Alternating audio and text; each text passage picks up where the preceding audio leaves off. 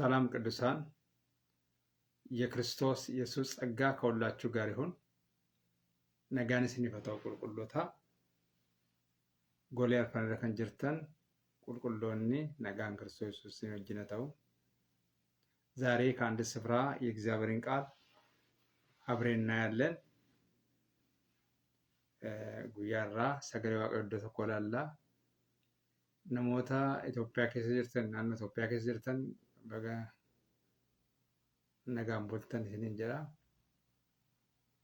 warri North America iddoo garaagaraa jirtan garuu halkan walakkaadha kuni ኢየሱስ ክርስቶስ ከሌሳስ አራስ inni barabaraan gooftaadha። ኢየሱስ ክርስቶስ ትናንትናም ዛሬም እስከ ዘላለም ያው ነው።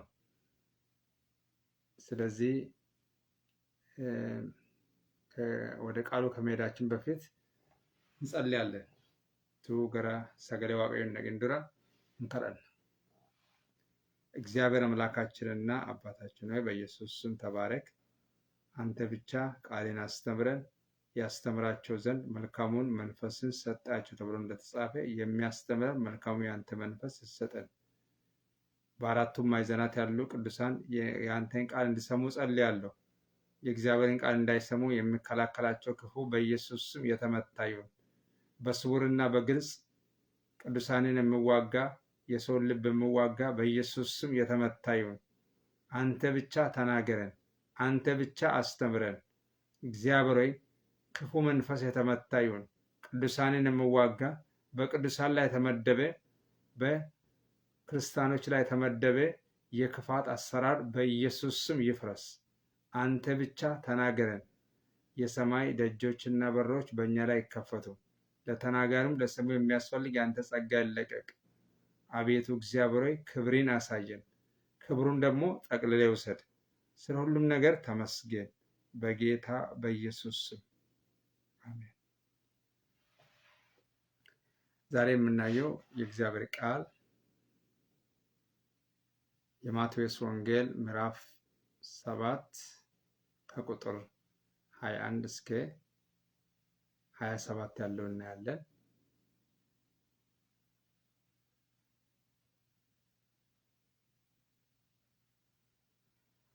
የእግዚአብሔር ስም የተመሰገነ ይሁን። ማቴዎስ 7 ከቁጥር 21 እስከ 29 ያለው እናያለን።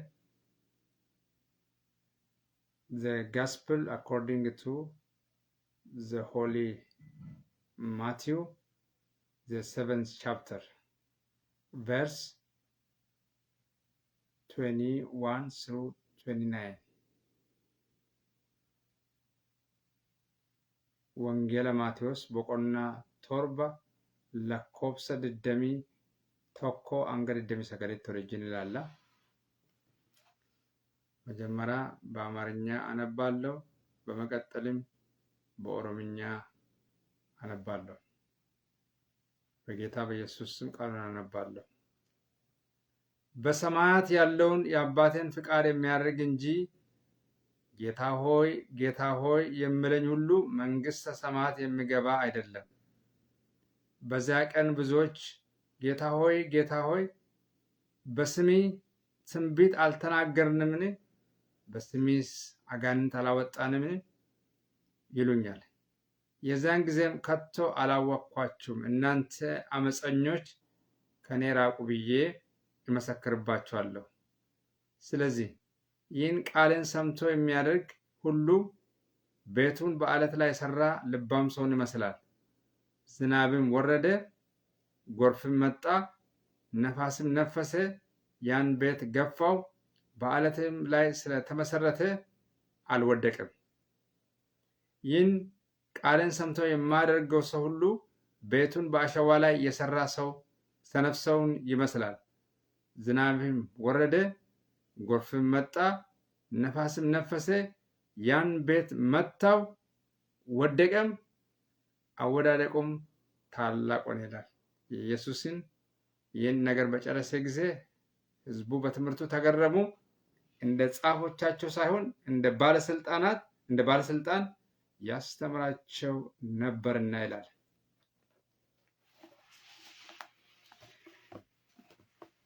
ኦሮሞፋኔ ሴረ ዴቤን ዱብሳ ወንጌለ ማቴዎስ ቦቆና ቶርባ lakkoofsa 21 hanga 29tti.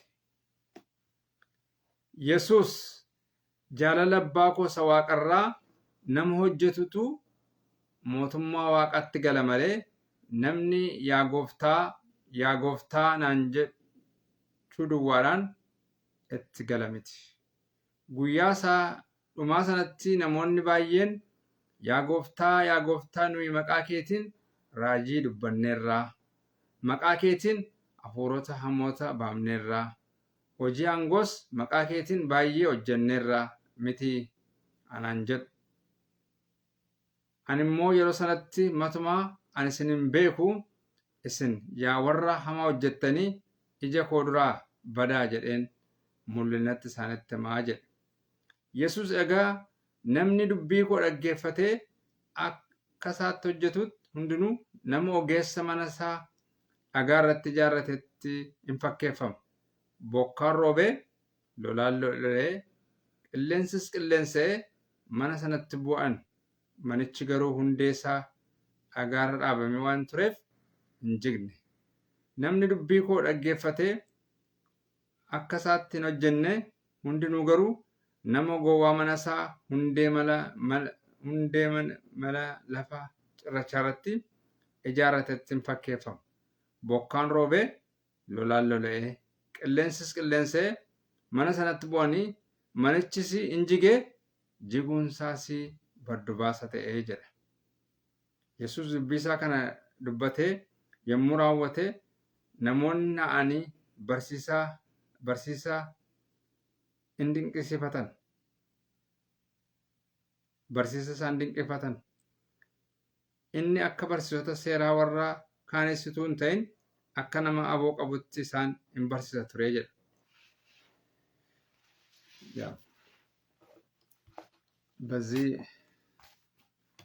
ለዚህ ክፍል የሰጠሁት ርዕስ የእግዚአብሔርን ቃል ሰምቶ የሚያደርግ ቤቱን በዓለት ላይ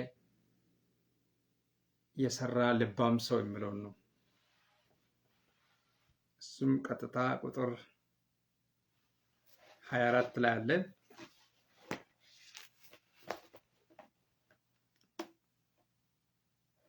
በቁጥር 24 ላይ ያለው ነው። namni dubbii waaqayyoo dhaggeeffate akka isaatti hojjetu nama ogeessa mana isaa dhagaa irratti ijaarrateeti jedha.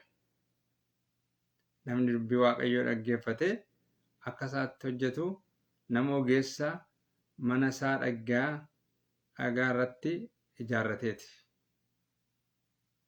Everyone who hears these words, everyone who hears the word of God and does them is like a wise man who built his house on rock. Everyone who hears the words of God and does them is like a wise man who built his house on rock. ማቴዎስ 7 ላይ ሲጀምር መጀመሪያ ላይ ከቁጥር 1 እስከ 5 ላይ አትፍረዱ፣ እንዳይፈረድባቸው አትፍረዱ እያለ ነው።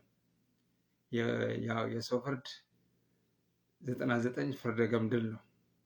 ነምሮ ሙርቶ ከነሮ እንደማ ደጎጎረ ዋንተ ተይፊም አከንፈረን ዱበታ ቁጥር 6 ላይ ይናገራል። የተቀደሰውን ለውሾች እንዳትሰጡ ይላል። እንቋችሁን በእሪያ ፊት አትጣሉ ብሎ ነው የምናገረው። ቁጥር 7 ስለ ልመና ነው የምናገረው። ቁጥር 7 እስከ 12 ላይ ለምኑ ይሰጣችኋል ብሎ ነው የምናገረው። የለመነው እግዚአብሔር እሱን እንድንጠይቅ ሁልጊዜ ለኛ ይናገራል። waaqayyo ወንድማ አካ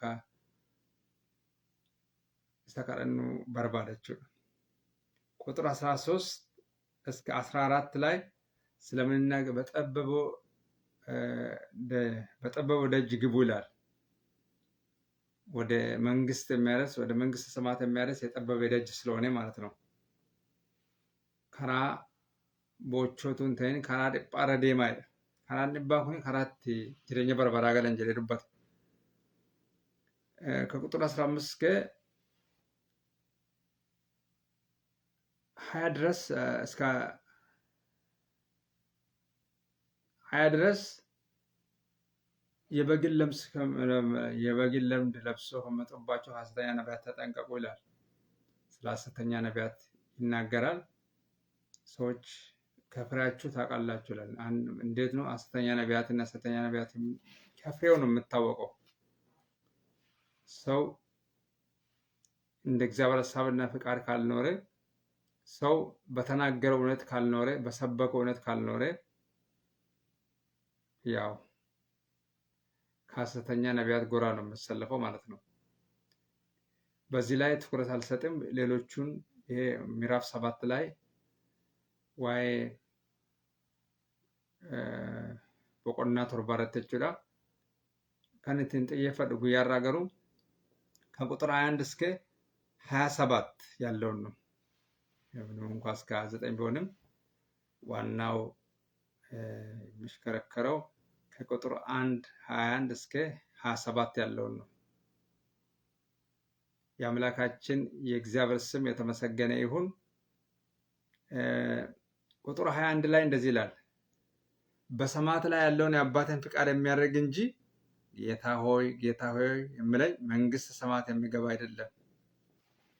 ብዙውን ጊዜ ይህንን ጥቅስ ብዙዎች ያውቃሉ፣ ግን ሰዎች በሰው ላይ ነው የሚጠቅሱት እንጂ በራሳቸው ላይ እየጠቀሱ አይደለም። ነገር ግን ቃሉ እያንዳንዳችን በሙሉ ነው የሚመለከተው። ሰገሌን ኩኒ ጋ ማንጀላ ሰገሌ ዋቀዮ ረቲ ቁጥር 21 ላይ ለኮብሰ ደሚ ተቆረቴ ጃለለባ ኮሳ ዋቀራ ነሞ ሆጀቱቱ ሞቱማ ዋቃት ገለ መሌ ነምኒ ያጎፍታ jechuun akkan geenye dubbata. Yeroo baay'ee akkan taasisametti namoonni namarratti dubbata malee ofirratti dubbatan kana. Garuu sagalichi hunduma keenya laallata. Paasteris haa ta'u, lallabaas haa ta'u, uummatuma nama hundumaa nama maqaa waaqayyoo waammatu ilaallata. Amantiinis hin daangeffamne kun amantii garaagaraa biyya kana keessa biyya hundumaa keessa amantoota garaagaraa jira. Garuu sagalee waaqayyoo maal jedhaa? Yaa gooftaa duwwaan hin ga'u jechaa jira. Mana waaqayyoo keessatti dhaqanii waaqeffatanii galuun yookiin lafa qulqulloonni ol duukaa faarfatan, sagantaa hirmaachuun, tajaajiluun, ulfina waaqayyoo mul'isuun, jechaan, faarfannaadhaan, lallabaan, barsiisummaadhaan sagalee waaqayyoo dubbachuun gahaa akka hin taane dubbata.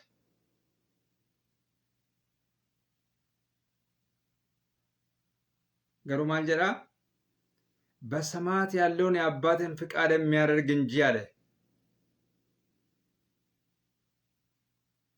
እያንዳንዳችን ማድረግ ያለብን በሰማይ ላይ ያለውን የአባታችንን ፍቃድ ብቻ መሆን አለበት። አንድና አንድ ብቻ ነው። በሰማይ ላይ የተወደደ ያንተ ፍቃድ በእኔ ይፈጸም ማለት ነው። ጌታ ኢየሱስ ክርስቶስ ራሱ በስጋ ወራት በሚመላለስበት ጊዜ ወደ መከራ ሊሄድ ሲል አባት ሆይ ይህ ጽዋ በጣም ከባድ ነው፣ ይህ ጽዋ ከኔ ትለፍ አለ። ነገር ግን እንደ ፈቃዴ ሳይሆን እንደ ፈቃዴ ይሆንልኝ አለ። የሮንዱማ ፈዳ ዋቀዮ ጀቹለ ነመ ፈዳ ዋቀዮ ወደ ፈዳ ዋቀዮ ነጀን እኝቱ ቤካ waaqayyotu beeka. Waan muraasa beekna jechuudha. Waa'ee namaa waan muraasa beekna. Hundumtuu yaa gooftaadha. Gooftaan keenya Kiristoos Yesuus. Gooftaan keenya waaqayyoodha. በዛን ቀን ይላል ብዙዎች ጌታ ሆይ በስሜ ትንቢት አልተናገርንም ይላሉ።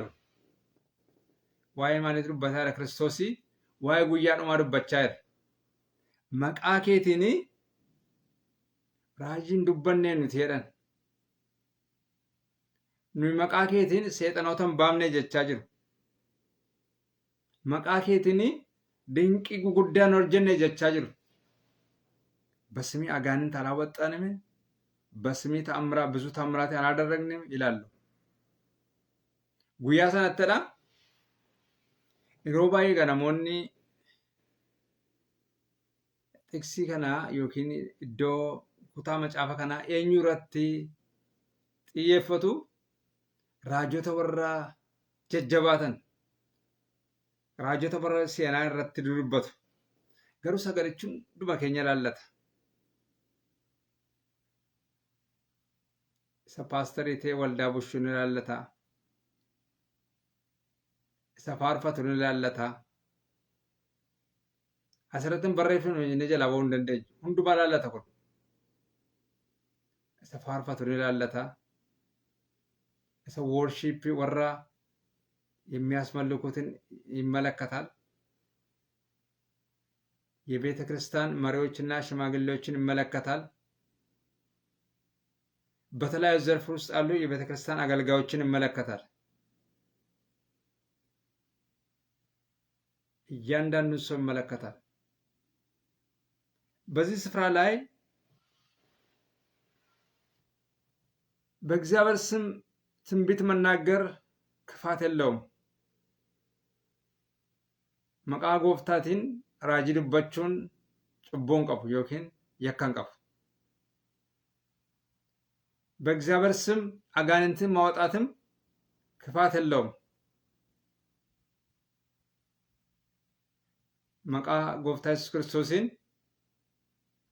ሰይጣን ባሱን ቶኮ ቶኮ መቃሉ ባምፓየር መቃ ኤሉ እንጅር መቃ አከሰከሲን ጀ ሰይጣን ሮባሱ በርባደን ገሩ ሰይጣን ካምባው መቃ ክርስቶስን መቃ እኙ ቶኮ ሰይጣንን ሶዳቱ ብየ ለፋራ ሰይጣን መቃ ክርስቶስ ዱባ ሶዳተ ማለ መቃ ቶኮን ሶዳቱ መቃ እኙ ተከኛን ሶኮን ሶዳቱ መቃ ነመ ቶኮን ሶዳቱ እነ መቃ ክርስቶስ አጋውን ጃለቱ ሰይጣን ረት አቦ ካን ቀቡ መቃውን ዱማራ ካን ጫሉ መቃ ክርስቶስ ኢየሱስን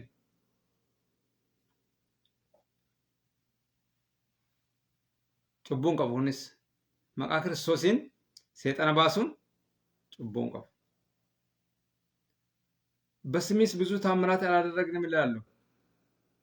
መቃ ክርስቶስ ኢየሱስን ነም ድንቂ ገራገራ ኮጀቱ ዱበት መቃ ክርስቶስ ኢየሱስን ድንቂ ገራገራ ወጀቹንሲ አመስ ጭቡ ምት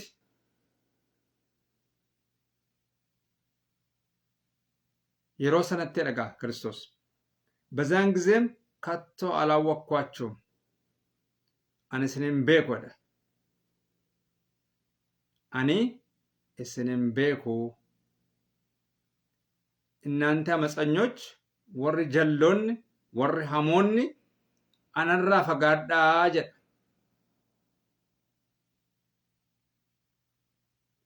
ዋንተ ሳን ራጂ ዱበተን ይምት ዋንተ ሳን መቃሳቲን ድንቅ ወጀተን ይምት መቃሳቲን ወጀተን ዋን ዱበሳ ማሊፍ ጀዴ ዱበታ ጃለለባ ኮ ሰዋቀራ ይራወኔ ጀቹሳት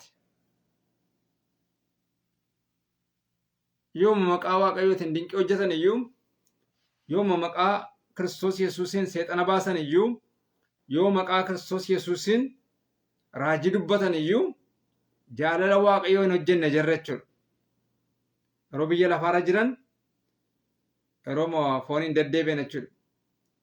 Akeeka waaqayyoo raawwatan taanaan tajaajillullee akka inni wabii nuun taane dubbata sagalee waaqayyoo. Yeroo hundumaa akeeka waaqayyoo nurratti raawwachuu qaba. Waan waaqayyo jedhe duwwaa. Isa waaqayyo jedhe haa ta'u jechuudha. Akka fedha keenyaatu hin ta'in, akka yaada keenyaatu hin ta'in, fedha waaqayyoo jirra oolchuu. Al tokko alaatii obboloonni kee isa barbaaduudhaan Kiristoos Yesuusin. Garuu Kiristoos Yesuus warra isa dhaggeeffatanii ilaalle obboloonni koo jedhee obboleettiin koo haadhi koo eeyyudha jedhee warra jaalala koo raawwatanidha.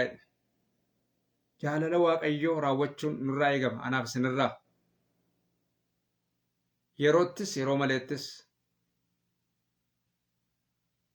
akka fedha waaqayyoo jaalala waaqayyoo ta'uu qabu waan fe'een keenya. Akka sagalee waaqayyootti jiraachuu qabna.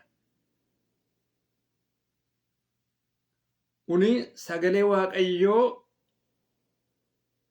dubbachuu duwwaatu hin ta'in sagalichi yeroo hundumaa hojjechuu qaba.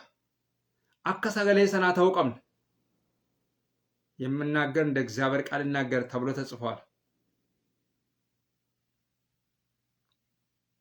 ዱቢን ኬኛፍ ጅሬኝ ኬኛ ወልፈካችሁ ቀባ። አገልግሎታችን እንደ እግዚአብሔር ሐሳብና ፈቃድ መሆን ያስፈልጋል። ሪስፖንሲቢሊቲ ቀብና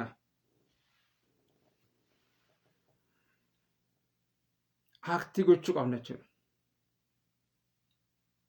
አከ ሰገሌ ዋቀዮቲ ደደቢው አከ ቀምኑ ዱበተ ሰገሌ ዋቀዮ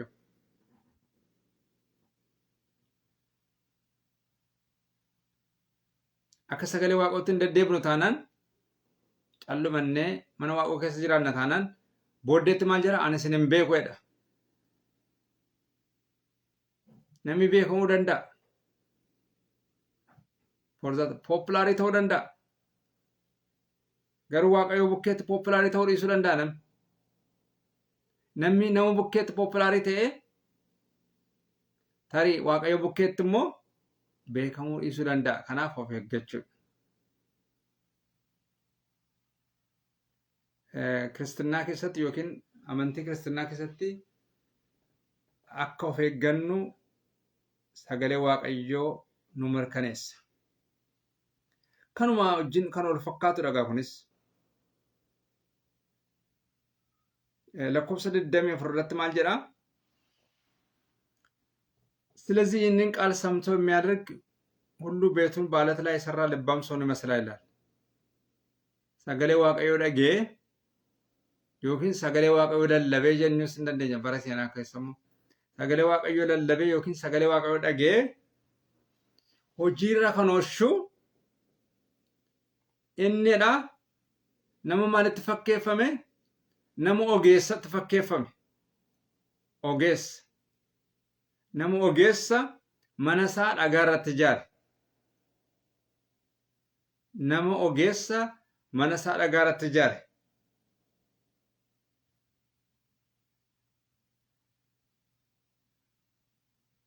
ዝናብም ወረደ ይላል ዝናብም ጣለ ይላል ጎርፍም መጣ ሎላንስን ነፈረ ነፋስም ነፈሰ ቅሌንስ ስትቅሌንሰ መነሰናት ያን ቤት ገፋው መነሰና እንኒ ቤጀ በአለትም ላይ ስለተመሰረተ ያ ቤት ሊወድቅ አልቻለም።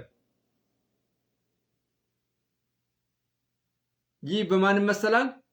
የእግዚአብሔርን ቃል ሰምተው የሚያደርጉ ሰዎች የእግዚአብሔርን ቃል ሰምተው የሚያደርጉ ሰዎች ቤታቸውን በአለት ላይ መሰረቱ። ልባም ሰውን ይመስላሉ። የፈለገ ነገር ቢመጣ የፈለገ ነፋስ ቢመጣ የፈለገ ዝናብ ቢመጣ አይጠላቸውም። የፈለገ መከራ ቢመጣ አይጥላቸውም። በቃሉ ላይ የተመሰረቱ ቤታቸውን በአለት ላይ የሰሩ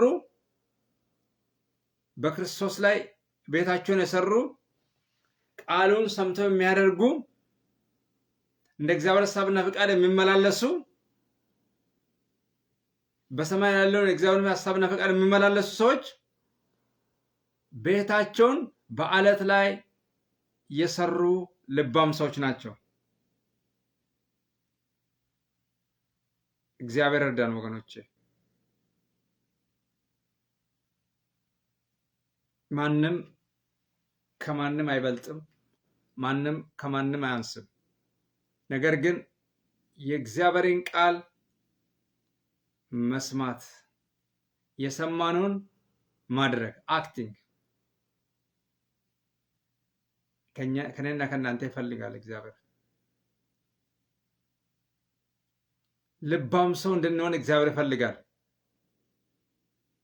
ልባም ሰዎች ጌታ ኢየሱስ ክርስቶስ በክብር ሲመጣ ምስጋና ይቀበላሉ እንጂ እውቅናን ይሰጣቸዋል እንጂ እኔ አላወቅኳቸውም ብሎ አይናገርም።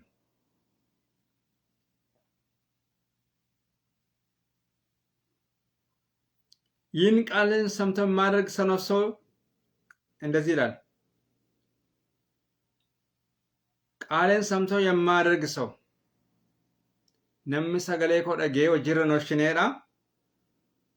በአሸዋ ላይ ቤቱን የሰራ ሰነፍ ሰው ይመስላል ይላል። አሸዋራ አሱማ ገዲ ዋኑ እንደን ቀብነረ መነሳረ ትጃረት ዝናብም ወረደ ይላል፣ ጎርፍም መጣ፣ ነፋስም ነፈሰ ይላል።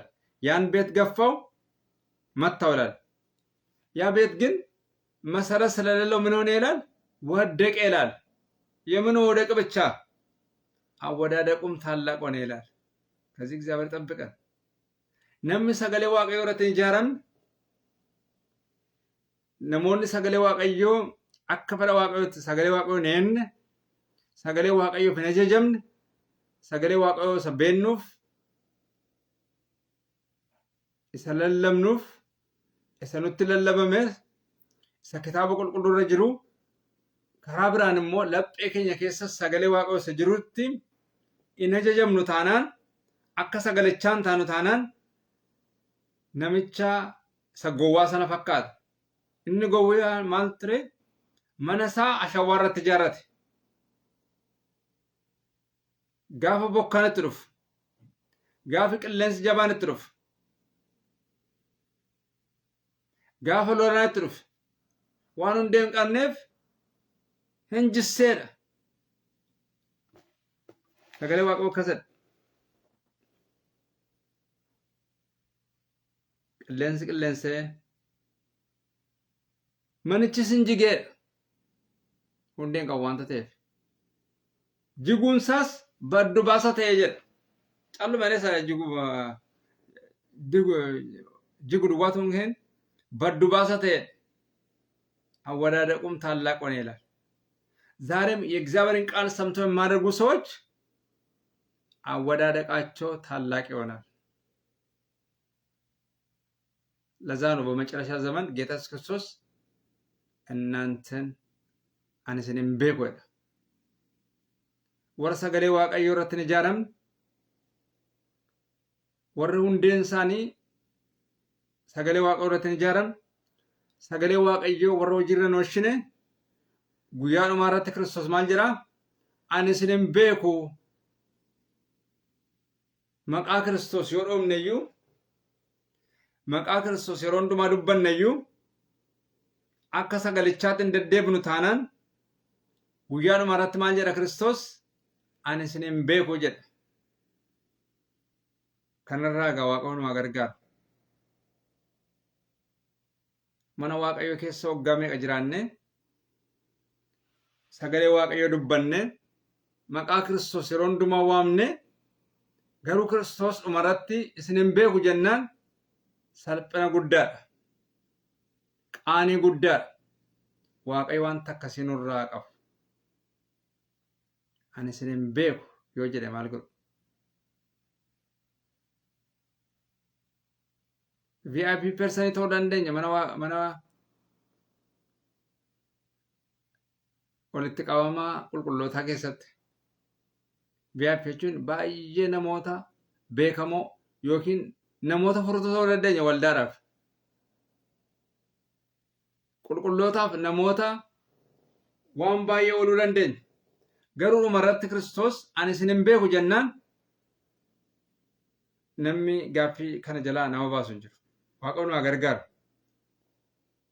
Kanaaf yeroo hundumaa sagalee Waaqayyoon jireenyi keenya qoramuu qaba. Are we on the right track? Yeroo hundumaa karaa sirriirra jirraa? Yeroo hundumaa akka sagalee Waaqayyootti deddeebinaa? Yeroo hundumaa sagalee Waaqayyoo nurraa dubbafamaa? Yeroo hundumaa hojiin keenya sagalee Waaqayyooti? Akka fedha Waaqayyoof jaalala Waaqayyootti yaadaa jirraa? Akka fedha Waaqayyoof jaalala Waaqayyootti sagalee Waaqayyoo wajjin rooshaa jirraa? Waaqayyo hunduma keenya gargaara. Kun egaa bara jireenya keenya duwwaatti. Throughout our life. እግዚአብሔር እርዳን። የእግዚአብሔርን ቃል ሰምተን እንደ ልባም ሰው የእግዚአብሔርን ቃል ሰምተን የምናደርግ ሰዎች እግዚአብሔር ያደርገን። እንደ ሰነፍ ሰው አንሁን ወገኖቼ። የእግዚአብሔርን ቃል ሰምተን በሰማይ ላይ ያለውን እግዚአብሔርን ፍቃድ እንድናደርግ እግዚአብሔር እርዳን። በሰማይ ላይ ያለውን የእግዚአብሔርን ፍቃድ አድርገን መንግስተ ሰማያት የምንወርስ ሰዎች እግዚአብሔር ያደርገን። ጃለለ ዋቀዮስ አባ ዋንዱማራ the first and the foremost inni jalqabaaf inni dhuma maal gochuu qabna? Jaalala Waaqayyoo isaa waaqarraa raawwachuu qabna. Jaalala Waaqayyoo waaqarraa yoo raawwanne waaqarrattis lafarrattis hin gaafatamnu. Kiristoos nu simata jechuudha. Kiristoos guyyaa dhufaatii isaatti namoota attamii simata? Namoota jaalala Waaqayyoo isa waaqarraa raawwatu isaaniin simata jechuudha. Warra jaalala Waaqayyoo isa waaqarraa warra hin simanne garuu ani isin hin beeku narraa fagaadhaa jedhan. Mana Waaqayyoo keessatti yoo waan garaa garaa hojjetan iyyuu mana Waaqayyoo keessatti beekumsa garaa garaa yoo qabaatan iyyuu jaalala Waaqayyoo hin raawwanne taanaan Kiristoos reject nama godha jechuudha.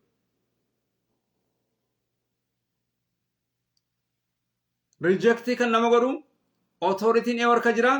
Kiristoos harka jira jechuudha. Kanaaf Waaqayyo nu gargaaru. Yeroo baay'ee xiksii kana yookiin luqqisii kana namoota irratti dubbanna. Namoota keessan jiranitti yeroo hundumaa namoota keessan jiranitti quba qaba. Garuu sagaleen kun anaaf isinii barreeffame. Anaaf barreeffameera, isinii barreeffameera. Warra kitaaba qulqulluu dubbisanii barreeffameera. Warra kitaaba qulqulluu hin dubbifneefis hundumaa barreeffameera. Nama tokko duwwaa miti. Nama hundumaa laallata kun. Sagalee Waaqayyoo keessa jiru hundumaa nama hundumaa laallata. Kan dhugaatti faradu immoo Waaqayyoodha. Kanaaf sagalee Waaqayyoo isa dhageenye akka namicha ogeessaa akka taanu ogeessota akka taanu Waaqayyo nu gargaaru. Ogeessonni akka kutaa macaafa qulqulluu kana keessatti sagalee Waaqayyoo dhaga'anii warra wajjin rooshan jechuudha. Gowwoonni sagalee Waaqayyoo dhaga'anii warra wajjin rooshanidha. Nu egaa sagalee Waaqayyoo dhageenyee warra hojiirra oolchuun ogeessicha akka taanu Waaqayyo nu gargaara. የእግዚአብሔርን ቃል ሰምቶ የሚያደርግ ቤቱን በዓለት ላይ የሰራ ልባም ሰውን ይመስላል ይላል። namni dubbii Waaqayyoo dhaggeeffate akka isaatti hojjetu nama ogeessa mana isaa dhagaa irratti ijaareeti jedha. Everyone who hears the word of God and does them is like a wise man who built his house on rock. Waaqayyo hunduma keenya gargaaru በዚሁ አጠቃልላለሁ kanuma irratti xumura yeroo hundumaa gaa sagalee Waaqayyoo isa dhaggeeffanne sagalee Waaqayyoo laphee keenya keessa kaa'ee sagalee Waaqayyoo isa labsinu sagalee Waaqayyoo isa dhageenye sagalee Waaqayyoo isa dubbifanne hojiirra oolchuu jennee namootatti yeroo hundumaa dubbachuurra ofii keenyaaf hojiirra oolchuu barsiisuunis gaariidha. Barsiisuu duwwaa osoo hin ta'inis isa barsiifne immoo caalaatti hojjennee argamuun anaaf isinirraa eegama. Waaqayyo ogummaa nuuf haa kennu. Guyyaa dhumaatti warra Waaqayyo bukkeetti Gooftaa Yesuus Kiristoos bukkeetti warra simataman nu haa godhu Waaqayyo.